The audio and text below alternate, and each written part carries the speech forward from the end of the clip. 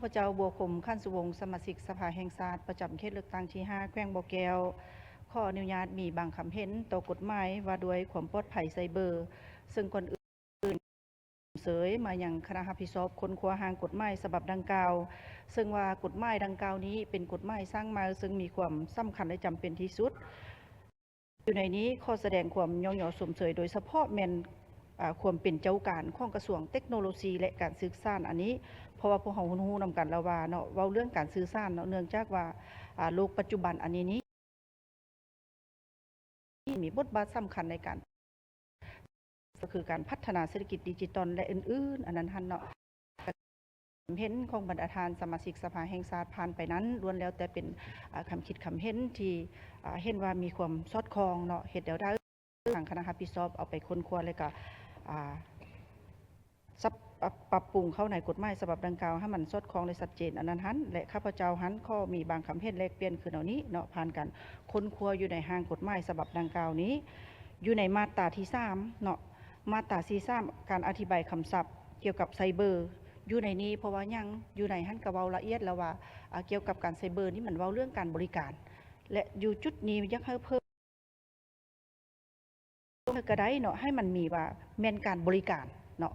เกี่ยวกับไซเบอร์นี่อันนั้นอันหนึ่งอันสองมาแล้วแม่นว่าการให้บริการของอันดาวเทียมอันนี้นี่แม่นบ่เนาะอันนี้อยากให้สมเทียบกับกฎหมายของอันประเทศเพื่อนบ้านเฮาหั่นเนาะอันนี้นะอยากให้เบิ่งขึ้นคือนั้นแลอยู่ในมาตรา2ของข้อที่3เนาะที่เพิ่นภัยทางไซเบอร์เนาะไม่ถึงภัยอันตรายแต่ว่าอยู่ในนี้เพื่อให้สอดคล้องกับจุดประสงค์ที่พวกเขากำหนดท่านแม่นอยากให้เพิ่มกับว่าเนาะเพื่อให้มันไปแมทกับจุดประสงค์ที่พวกเขาตั้งขึ้นท่านเนาะ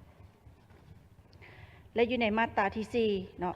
มาตราที่4นี้ข้าพเจ้าขออนุญาตอ่านอยู่ในวรรคที่2อันนี้เนาะเว้าเรื่องว่ารัฐถือสำคัญความปลอดภัยไซเบอร์และอยู่ในจุดวรรคที่2นี่ว่าพัฒน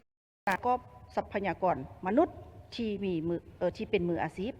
อยู่ในจุดนี้นี่นะเนาะเพราะว่าพวกเขาก็ได้มีโอกาสได้ไปเยี่ยมยามเนาะโดยเฉพาะเป็นศูนย์อินเทอร์เน็ตวังกีนี้เนาะก็ได้มีโอกาสได้ลมกับอันทางรัฐมนตรีทางคณะนำเนาะข้องอันกระทรวงเนาะเกี่ยวกับจุดนี้นี่นะเว้าเรื่องว่าบุคลากรที่จะประกอบนี้มันต้องแม่นบุคลากรที่การรายงานทั้งหมดอันนี้นะมันต้องแม่นคงเขตวิชาการแท้ๆจึงเฮ็ดเวียกนี้ได้ตัวอย่างเนาะบ่ไม่ก็ว่าจบคงเขตอื่นเรามาเฮ็ดได้ตัวอย่างว่าเนาะอันนี้คันว่ามาเฮ็ดได้นี่ได้บ่ได้แต่ว่าเว้าเรื่องคุณภาพการที่จะขับเคลื่อนมันจะยากเนาะแล้วจุดนี้นี่นะข้าพเจ้าอยากเสนอใส่ว่านะเฮาว่าใส่การว่าสนับสนุนเนาะการบำรุงสร้างบุคลากรด้านความปลอดภัยไซเบอร์เนาะที่มีคุณภาพนี้ได้บ่เนาะจุดนี้นะยักเบิ่งคืนตื่มว่าเป็นมืออาชีพจังซี่คันเว้าว่าเป็นมืออาชีพมันต้องเหียนตั้งแต่เริ่มต้นเลยได้จึงสามารถเป็นมืออาชีพได้ตัวอย่างเนาะ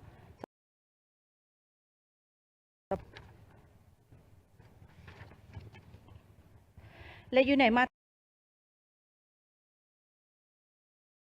รฐานสมาชิกสภาแห่งชาติที่ว่าได้มีคำเห็นไปแล้วนั้นเนาะอยู่ในนี้เพิ่นก็ว่า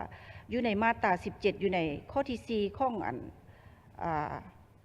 แถวที่3อันนี้นะบ่อยากให้ทราบว่าอย่างน้อยเนาะอย่างน้อยว่า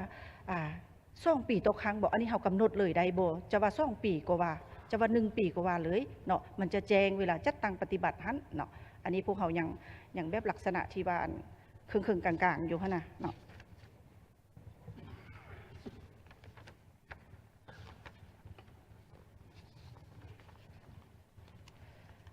และอยู่ในอันหน้ามาตราที่เก่าเนาะมาตราที่59อันนี้เป็นคันในกรณีว่าวิชาการมาอ่านเบิ่งเนาะเกี่ยวกับกฎหมายฉบับนี้อาจจะเข้าใจเนาะแต่ว่าคือบุคคลทั่วไปอาจจะบ่เข้าใจลึกซึ้งถึงท่อแถวที่4เนาะข้องมาตราที่59นี้เพิ่นว่าส่งเสริมการพัฒนา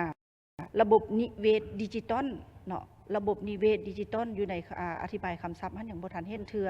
คันฮักว่าดีแท้เนาะมันก็บ่ยาวพอปานใดเนาะอันนี้ก็อยากให้อธิบายให้เข้าใจตื่มเนาะตัวนี้หั่นน่ะเพราะว่าบุคคลทั่วไปนี่จะบ่เข้าใจได้ว่าระบบนิเวศของดิจิตอลนี่มันแม่นแนวใดตัวอย่างเนาะเวลาพวกเขาอ่านพวกเขาก็ยังยากแล้วที่จะเข้าใจตัวอย่างเนาะ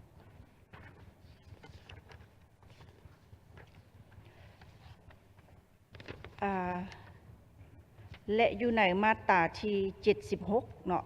มาตรา76อันนี้มาตรการต่อผู้ละเมิดอันนี้นี่ถือว่าข้าพเจ้าก็เห็นดีเป็นเอกภาพแต่ว่าอยู่ในนี่พวกเขาจะใช้แบบลักษณะรวมๆเกินไปเนาะบ่ว่าจะเป็นกาวเตือนลงวินัยปรับมื้อหั่นน่ะอันดีแท้หั่นน่ะเนาะคือตัวอย่างว่าปรับมื้อนี่นะคันในกรณีหากว่าพวกเพิ่นเนาะเพราะว่าอยู่ในนี้เฮาว่ารัฐส่งเสริมในการอันน่ะยังก็ให้บรรดาบุคคลนิติบุคคลเวียงงานไซเบอร์อันนี้เราอยู่ในจุดนี้นี่อยากให้ว่ากำหนดว่าคือตัวอย่างเนาะว่าคันในกรณีว่าบ่ปฏิบัติตามกฎหมายบ่อันใดเฮาจะต้องถูกปรับมื้อเท่าใดตัวอย่างใส่เป็นเงินใดบ่เนาะอันนี้อ่านมาแล้วมันคือว่าแบบปรับมื้อแต่ปรับมื้อเท่าใดตัวอย่างเนาะเพราะว่ากฎหมายอื่นๆก็ถือว่าเพิ่นได้กำหนดหั่นน่ะคันว่าเป็นไปได้เนาะก็อยากให้ทางคณะรับผิดชอบว่าคนครัวว่ากำหนดใส่ได้บ่หรือว่าแนวใดเนาะอันนี้ข้าพเจ้าอยากมีคำเห็นคือแนวนั้นก่อนขอแสดงความขอบใจท่านประธาน